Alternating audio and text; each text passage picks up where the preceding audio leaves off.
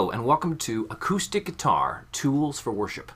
My name is David Harsh. I use the acoustic guitar for songwriting, performing, and worship leading.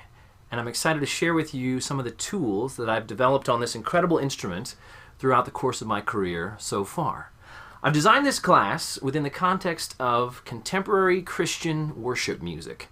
And with that in mind, we're going to be playing in mostly common time signatures and major keys with their corresponding diatonic chords.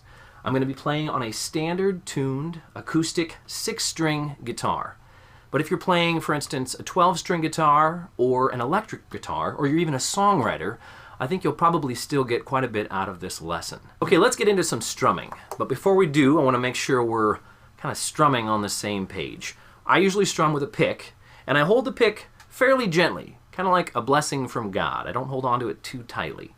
Also, I want to encourage you to take your fretting hand and gently place it against the strings so that you can mute the strings while we strum, so we can focus more on the strumming hand. I think strumming is a lot like a racket sport. Not tennis, not ping pong, but badminton. The best balance of both worlds, with a little bit of wrist and a little bit of arm. As we strum, what goes up must come down, and what goes down must come up. So we're constantly staying in motion, and usually the beats are the down strums, and the off beats are the up strums, as in 1 and 2 and.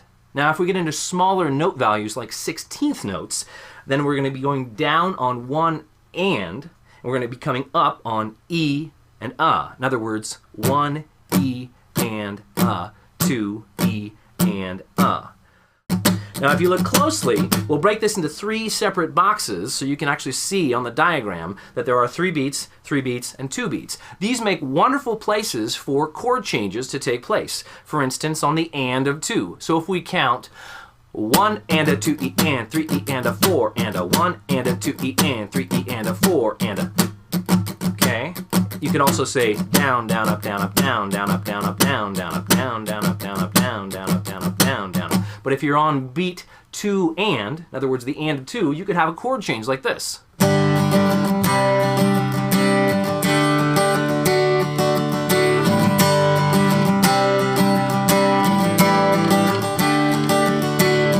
Probably caught that I actually resolved that D sus to a D on beat 4. This also works if you want to change on beat 4 like this.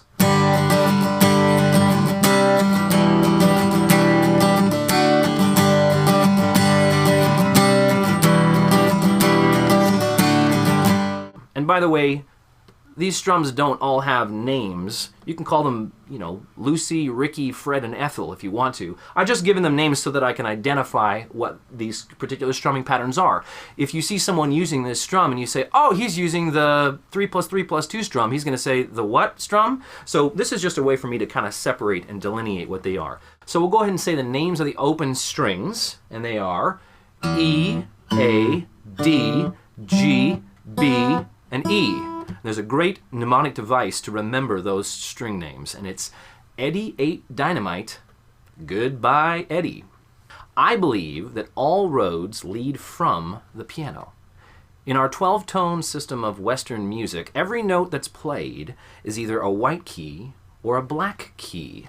So I wondered at one point what the guitar might look like if I were to highlight and map it out with all white keys and all black keys, rather than just the standard inlay. Now I know that there are some guitars out there that have inlay that notates the black and white keys, but that only works in standard tuning, because the minute you move to another tuning, the inlays don't work for you. So what I want you to be able to do is to look at a standard inlay on a guitar and be able to find some of the white and black keys. So this is the piano fretboard that I've created. It's a chart that basically has the 6 strings in vertical strips, and you see the groups of black keys and the groups of white keys that all work together to make this incredible guitar understandable like a piano might be.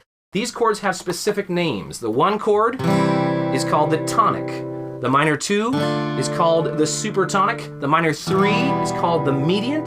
The major 4 is the subdominant, which leads to the major 5, which is the dominant. The minor 6 is the submediant, and then you've got the diminished 7, which is the leading tone, and it leads back to the tonic. The 1, 4, and 5 are the majors. The 2, 3, and 6 are the minors, and then the 7 is the diminished. One other thing I want to let you know about is that these chords are not just the chords that exist in this table. We can move the table around a little bit too.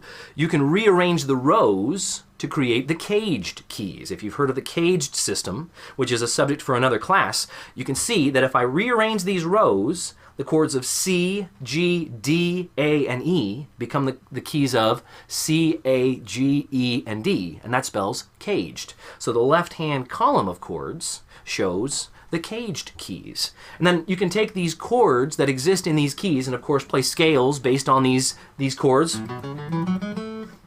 or arpeggios, etc. Also, if you know the chords in the key of C major, this is a wonderful gift that music has for you. You also know the chords in A minor, based on the harmonized A natural minor scale. In other words, C major has a relative minor key, which is down a minor third, and that is A minor. This might be new to you, this might be very familiar to you, but for the sake of just running through this, I'm going to rearrange the columns in my diagram to start with A minor, which is the 6th degree, and I'm going to have that be my new 1 degree. So to put this into use, I have one particular song where I have the chords that go from C to G to A minor 7 to D major to D minor, and then I finish up with an E major. Okay? So my bass notes for root position are C, G, A, D, D, and E, which they're kind of wonky. They're just kind of bouncing all over the place. But if I incorporate the use of inversions on a couple of these interspersed chords, it can sound kind of nice. So here's a C major chord. Then I'm going to move to a G over B.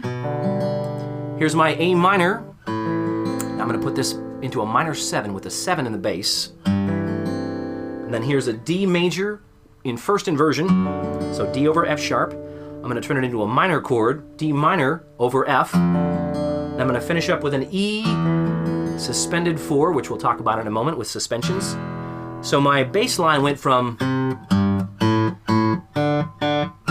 to this. And listen to that voice leading as I play these chords.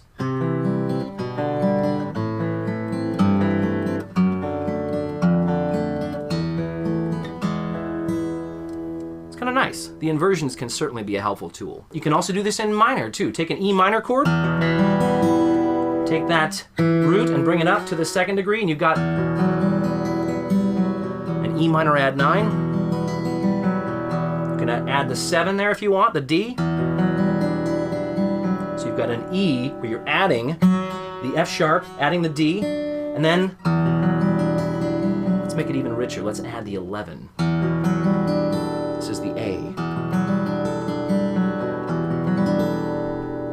Very pretty chord. Much more interesting in my opinion than your garden variety E minor, which is a place to start. But if this is vanilla and add all those ice cream toppings, you got one tasty sundae, I'm telling you.